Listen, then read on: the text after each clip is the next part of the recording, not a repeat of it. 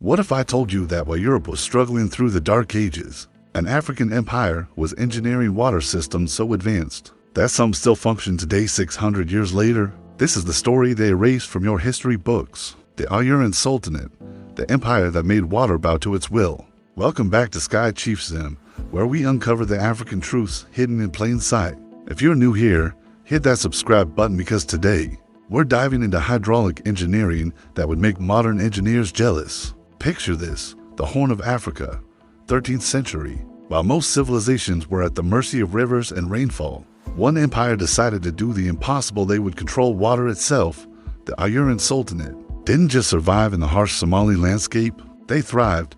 They turned deserts into gardens. They built cities where there should have been dust. But here's what's haunting: massive stone wells, intricate canal systems, limestone reservoirs carved into bedrock, all scattered across Somalia, Ethiopia, and Kenya, structures so advanced that when Italian colonizers arrived in the 1800s, they couldn't believe Africans built them. Sound familiar? The Ajuran Sultanate ruled from the 13th to the 17th century. That's over 400 years of power. Their territory? Massive, from the Shabelle River Valley to the Juba River. Controlling what is now southern Somalia and parts of Ethiopia and Kenya, their capital, Merka, was a thriving port city. But unlike other empires that just taxed trade, the Ajuran did something revolutionary. They engineered their environment. See, the Ajuran understood something profound: control water, control power, control power, control destiny. Their rulers weren't just kings, they were called Greens, meaning the one who collects. And what did they collect? Tribute, yes, but more importantly, water. Now here's where it gets incredible. The Ajuran built massive limestone wells some over 20 meters deep, with perfectly carved stone staircases spiraling down to the water. These weren't just holes in the ground, these were architectural marvels. But the real genius? Their canal system. They constructed hundreds of kilometers of canals and aqueducts that diverted water from the Shabelle and Juba rivers to irrigate farmland miles away. We're talking about precision engineering, calculating gradients, managing water pressure, preventing erosion. In Afgui, you could still see remnants of their stone aqueducts, still standing, still functional in some places after 600 years. They built check dams to control flooding during rainy seasons and store water for dry months. They created artificial ponds for livestock. They even developed a sophisticated well tax system. If you used the empire's water infrastructure, you paid tribute. This wasn't just survival, this was dominance through innovation. But wait, it gets deeper. The Ajuran weren't isolated. They were global players.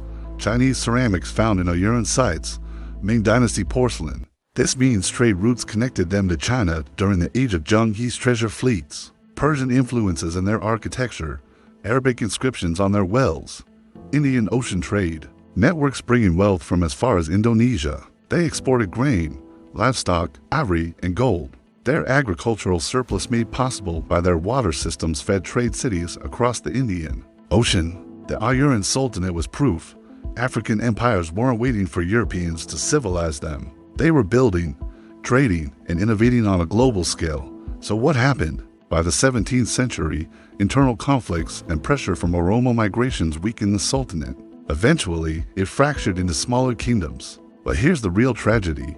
When European colonizers arrived, they did what they always do: they rewrote history. Italian colonizers claimed these structures were built by ancient Romans or Persians, anything but Africans. The hydraulic systems were either destroyed, ignored, or attributed to unknown ancient civilizations. Today, most of these wells and canals lie in ruins, forgotten, overgrown.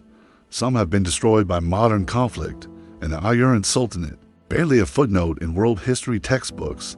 The Ajuran Sultanate built an empire on water when others were dying of thirst. They engineered systems that modern Somalia still studies for water management solutions. They proved that African innovation didn't need European validation.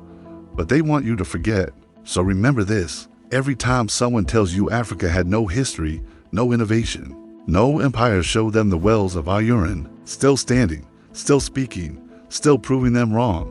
If this opened your eyes, smash that like button, subscribe to Sky Chiefdom for more hidden African truths, and drop a comment: what lost empire should we uncover next? Until next time, stay woke to the real history.